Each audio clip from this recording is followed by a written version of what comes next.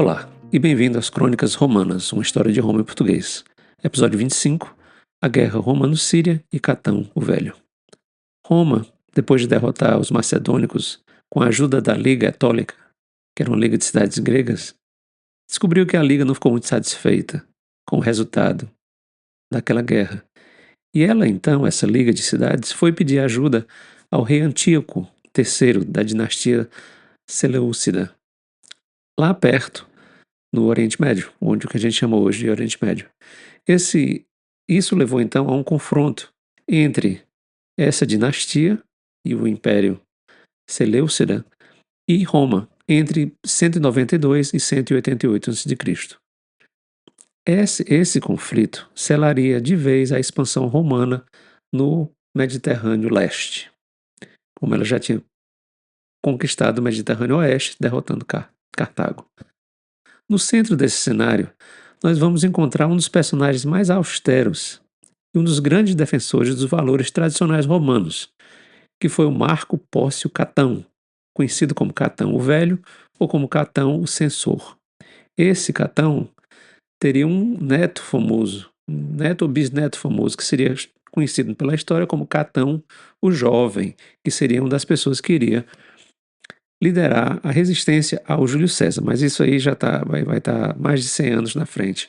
Então vamos ficar com Catão Velho hoje. Hoje vamos explorar um pouco essa guerra e o papel que o Catão Velho, que foi esse homem que encarnava a resistência ao luxo e à influência grega em Roma, como ele representou esse momento histórico.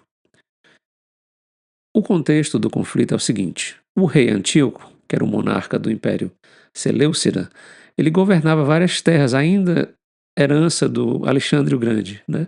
Ali do Mediterrâneo até a Ásia Central. Após ele derrotar o Egito e consolidar a presença dele ali no que a gente chama hoje de Oriente Médio, ele voltou a atenção para a Grécia e foi instigado pela Liga Etólia, que era um grupo de cidades gregas que tinha pedido aos romanos que as protegessem dos macedônicos. Elas então pediram que o Antíoco viesse e as protegessem dos romanos, né?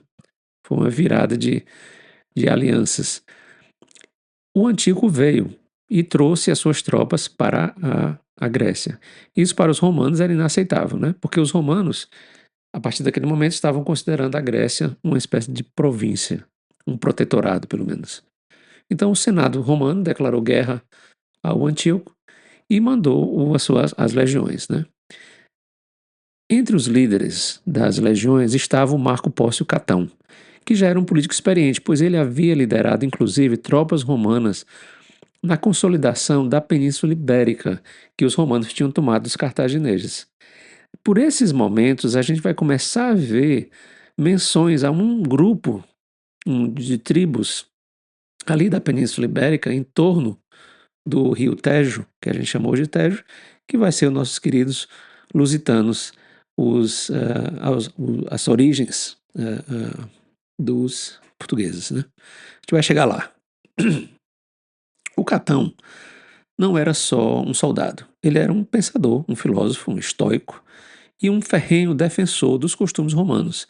E ele se opunha à influência cultural grega. Ele achava que a influência grega iria tornar os romanos, que eram historicamente agricultores, duros, pessoas sérias e sem aquela maneira de viver grega, ele queria que os romanos ficassem sempre daquele jeito, aquele jeito estoico, duro, pobre de viver. O Catão era famoso por ser incorruptível, de certa forma, né?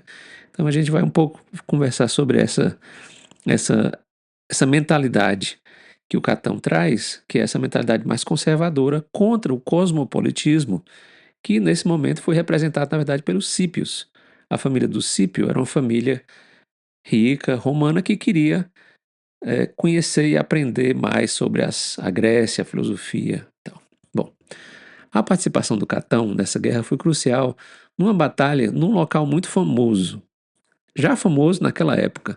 Em 191, o Antíoco colocou as tropas dele na cidade, na localização de Termópilas, que já era famosa nessa época por ter sido onde os persas foram enfrentar os espartanos naquela Guerra dos 300 de Esparta. Então, isso aí já era conhecido na época e o Antíoco usou o despenhadeiro ali de Termópilas para colocar suas tropas.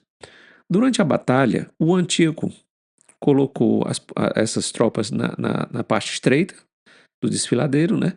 Imitando a estratégia dos espartanos, na verdade, contra os persas, séculos antes. No entanto, o Catão, que conhecia bem a geografia e a história, né, liderou uma força romana que foi e fez o mesmo trajeto que os persas fizeram para chegar nos flancos das tropas que estavam ali, e ele pegou as tropas do Antíoco de surpresa e o Antíoco foi derrotado e fugiu, né? Recuou de volta lá para a Ásia Menor. Com essa derrota em Termópilas, Roma, que estava determinada a encerrar a ameaça, enviou mais tropas, que foram liberadas por ninguém menos do que o Cipião, que seria conhecido como Cipião Asiático, que é o irmão mais novo do Cipião Africano, que a gente já conhece, da Segunda Guerra Púnica.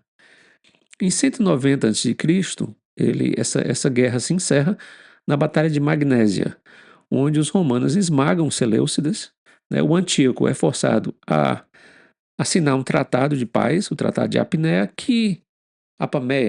que na verdade força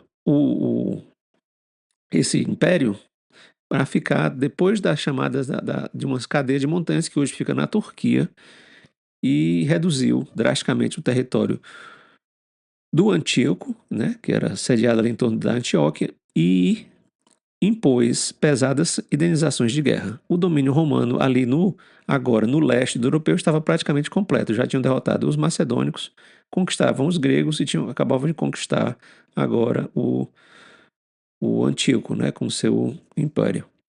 Após essa guerra, o Catão continuou a luta dele contra a influência helenística sobre os romanos, né? Ele temia que a riqueza e o refinamento grego corrompessem os valores tradicionais romanos. Então aí a gente já vê duas mentalidades distintas. A mentalidade representada pelo Cípio, que queria expandir e queria tornar Roma uma coisa mais universal, e a mentalidade do Catão, que queria segurar Roma como a sua civilização, a sua organização tradicional de fazendeiros, agricultores duros, né? Ele, inclusive, foi eleito censor, eventualmente. Ele pregou mais ainda essa vida simples e disciplinada. Inclusive, é famosa uma história de que ele teria mandado caçar, né? Ele expulsou do Senado um senador que foi visto nas ruas beijando a esposa dele, né? Beijando a sua esposa, que era uma coisa que o Catão achava que não era digno de um romano, né? A resistência à cultura grega ficou uma coisa que deixou o Catão velho muito famoso, né? Assim como a famosa frase que era Cartago delenda est, né? Que é Cartago deve ser destruída, que marcaram, ele terminava todo o discurso dele no Senado com essa frase. E defendo essas teses e, por falar nisso, Cartago deve ser destruída.